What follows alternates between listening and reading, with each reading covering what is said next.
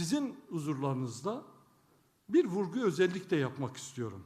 Kendini Kürtlerin hamisi sanan siyasetçiler, Kürtlere akıl vermeyi meslek edinmiş o Viledalı analistler artık Kürtler hakkında şu cümleleri kurmaktan vazgeçsin.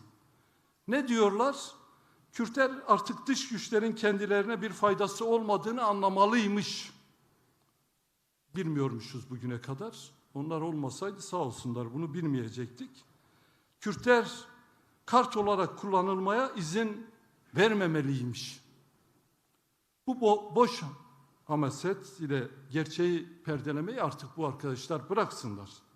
Kürtlere akıl vermekten vazgeçsinler.